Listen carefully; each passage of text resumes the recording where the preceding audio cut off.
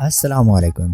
In fact YouTube channel میں ایک بار پھر سے خوش آمدید۔ مارچ 2022 میں پاکستان کے وزارت خزانہ پر سائبر اٹیک ہوا۔ اس اٹیک میں مختلف ممالک اور عالمی اداروں کے ساتھ کی گئی کمیونیکیشن کا ڈیٹا چوری کیا گیا۔ ہیکرز کے مطابق یہ 72 GB ڈیٹا تھا جو 2012 سے 2022 کے درمیان ہونے والی تمام اہم کمیونیکیشن کے متعلق تھا۔ اس کے علاوہ FBI کے ڈیٹا سینٹر پر بھی حملہ ہوا۔ 13 اور 14 اگست 2022 کی درمیانی شب FBI کے ڈیٹا سینٹر پر بہت بڑا اٹیک ہوا تھا جس میں کھربوں کی ٹرانزیکشنز کا ریکارڈ موجود تھا۔ FBI کے سینئرز نے اس حملے کی تصدیق بھی کی تھی۔ اسی طرح اگست 2022 میں SECP کی ویب سائٹ پر بھی سائبر اٹیک ہوا تھا۔ ہیکرز نے SECP کا ڈیٹا چوری کر کے پرائیویٹ ویب سائٹس پر اپلوڈ کر دیا۔ اس ڈیٹا میں 1,70,000 سے زائد کمپنیز کا ڈیٹا، ان کے ڈائریکٹرز کے شناختی کارڈ نمبرز اور بہت سی اہم تفصیلات شامل تھیں۔ اس کے علاوہ اور بھی بے شمار ایسے واقعات پیش آ چکے ہیں۔ اب سوال یہ اٹھتا ہے کہ اس طرح کے کریمنلز کو ٹریک کیوں نہیں کیا جا رہا اور ان کو سزا کیوں نہیں دی گئی؟ دراصل سائبر اٹیکس کرنے والے ہیکرز اپنی آئیڈینٹی کو چھپا کر رکھتے ہیں۔ اس کے لیے وہ اسپیسیفک سافٹ ویئرز کا استعمال کرتے ہیں اور یہ سارے کا سارا کام ڈارک ویب پر کیا جاتا ہے۔ ڈارک ویب کیا ہے؟ بیسیکلی انٹرنیٹ کو 3 پارٹس میں ڈیوائیڈ کیا گیا ہے: سرفیس ویب،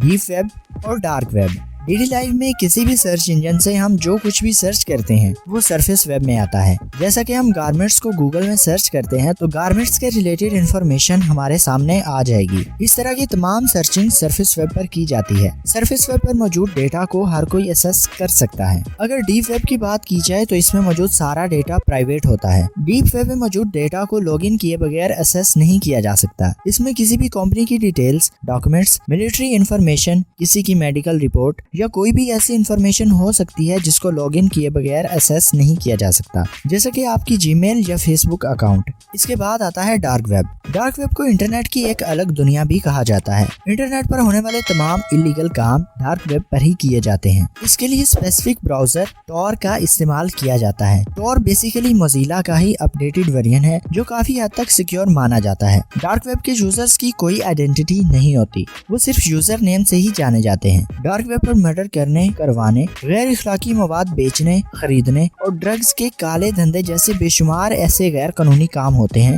جن کو عام آدمی سوچ بھی نہیں سکتا۔ ڈارک ویب پر بے شمار ایسے ہیکرز موجود ہیں جو کسی بھی شخص، آرگنائزیشن یا کمپنی کی انفارمیشن کو ہیک کرتے ہیں اور ڈارک ویب پر بھاری اماؤنٹ کے بدلے سیل کرتے ہیں۔ چند دن پہلے پرائم منسٹر ہاؤس سے لیک ہونے والی انفارمیشن کو بھی ڈارک ویب پر ہی شو کیا گیا تھا۔ پورے انٹرنیٹ کا صرف 1% ہی سرفیس ویب پر استعمال کیا جاتا ہے، جبکہ باقی کا 99% انٹرنیٹ ڈیپ ویب اور ڈارک ویب پر استعمال کیا جاتا ہے۔ کیا ایک عام آدمی ڈارک ویب کو ایکسس کر سکتا ہے؟ جی ہاں، ڈارک ویب کو استعمال کرنا غیر قانونی نہیں ہے، لیکن اگر آپ اس پر غیر قانونی کام کرتے ہیں تو آپ کو جیل بھی ہو سکتی ہے اور ساتھ ہی ساتھ جرمانہ بھی ہو سکتا ہے۔ اسی طرح ٹور کو بھی لیگلی استعمال کیا جا سکتا ہے۔ یہ اوپن سورس اور فری براؤزر ہے جس کو کروم، اوپیرا یا پھر موزیلا کی طرح ہر شخص استعمال کر سکتا ہے۔